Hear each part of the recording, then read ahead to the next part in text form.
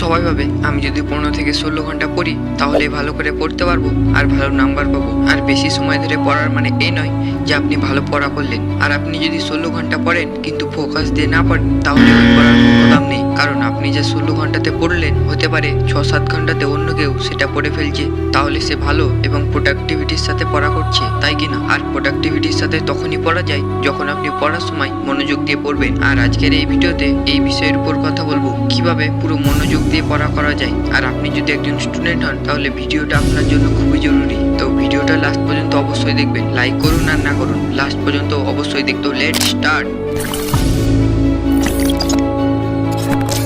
Tips number 1, make a study enjoyable. পড়াকে enjoyable বানাও। আপনি যখন ইউটিউবে ইন্টারেস্টিং ভিডিও দেখেন তখন আপনার ফোকাস করতে প্রবলেম হয়। আপনি যখন আপনার বন্ধুদের সাথে কোথাও বেড়াতে যান তখন আপনার ফোকাস করতে প্রবলেম হয়, হয় না নিশ্চয়? কিন্তু যখন পড়া করতে বসেন তখন ফোকাস কেন হয় না? কারণ পড়া করতে বোরিং লাগে, কিন্তু ভিডিও দেখতে আর বন্ধুদের সাথে বেড়াতে যেতে বোরিং লাগে না। তো পড়াকে এনজয়েবল কি করে বানাবেন? এর দুটো বেস্ট উপায় আছে।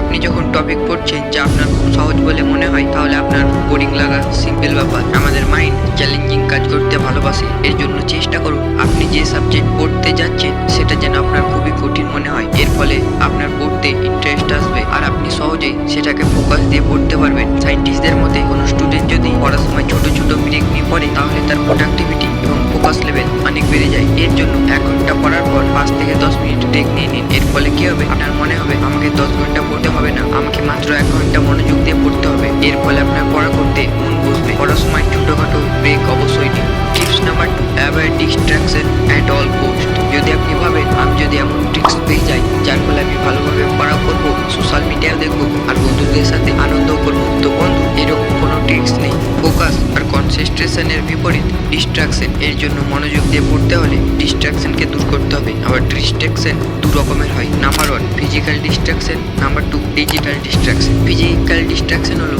আপনি যেখানে থাকেন, যেমন আপনি যেখানে পড়া করছেন তার চারপাশে এমন কিছু জিনিস বা লোক আছে যে আপনাকে ডিস্ট্রাক্ট করছে। মনে করুন আপনি পড়তে বসলেন আর আপনার ভাই টিভি চালু করে দিল, তাহলে আপনার মন পড়াতে নয় থাকবে টিভির দিকে। আপনি পড়তে বসলেন আর আপনার মা কিছু খাবার নিয়ে এলো আর আপনি পড়া ছেড়ে খেতে বসে বললেন। তো এইসব হলো ফিজিক্যাল ডিস্ট্রাকশন। আর আপনার এই ডিস্ট্রাকশনকে কন্ট্রোল করতে হবে আর খাবার কম খেতে হবে। তো আপনি এখন কি করবেন? আপনি পড়া করার জন্য অন্য ঘরে পড়তে পারেন আর আপনার ভাই বোন এবং মাকে বলতে পারেন এটা আমার পড়ার সময় আর এই সময় আপনাকে যেন কোনো ডিস্টার্ব না করে। দ্বিতীয় ডিস্ট্রাকশন হলো ডিজিটাল ডিস্ট্রাকশন। আপনি মনে হয় নাম শুনেই বুঝে গেছেন। ডিজিটাল ডিস্ট্রাকশন হলো আপনার গ্যাজেট, যেমন আপনার ফোন, ল্যাপটপ, পিসি ইত্যাদি জিনিস। এই ডিস্ট্রাকশন থেকে বাঁচা খুবই জরুরি, কারণ এর মধ্যে যদি আপনি একবার পড়ে যান তাহলে বাইরে বেড়ানো খুবই কঠিন। ডিজিটাল ডিস্ট্রাকশনের কমন জিনিস হলো মোবাইল ফোন আর সোশ্যাল মিডিয়া। বেশিরভাগ স্টুডেন্ট যখন পড়তে বসে আর হঠাৎ করে তার ফোনে নোটিফিকেশন আসে, তারপর দেখে একটা বন্ধু তাকে রিপ্লাই করেছে, তারপর সে ভাবে এই রিপ্লাইটা করেই আবার পড়তে বসে পড়বো, কিন্তু একটা রিপ্লাইয়ের চক্করে কত ঘন্টা যে নষ্ট হয়ে যায় সে বুঝতেই পারেন না। এর জন্য বেশিরভাগ টপার এটাই বলে যে তারা সোশ্যাল মিডিয়া একদম ছেড়ে দিয়েছে। তো আপনি যদি মনোযোগ দিয়ে পড়তে চান, বেশি মার্কস পেতে চান, তাহলে ডিজিটাল ডিস্ট্রাকশন থেকে বাঁচুন। যখন পড়তে বসবেন তখন ফোনকে সাইলেন্ট করে অথবা ফোনকে অন্য ঘরে ধুয়ে আসুন। টিপস নাম্বার 3, মেডিটেশন এ হেলদি লাইফস্টাইল।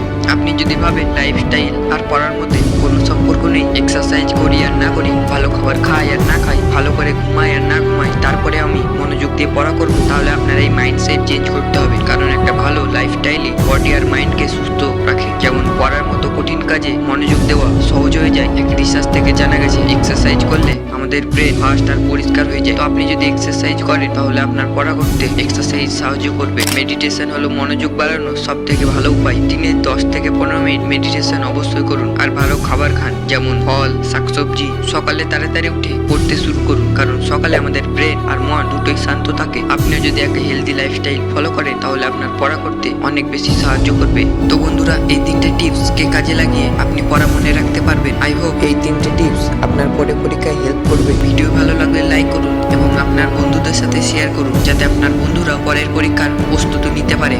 দেখা হচ্ছে নেক্সট কোনো ভিডিওতে, ততক্ষণের জন্য বাই।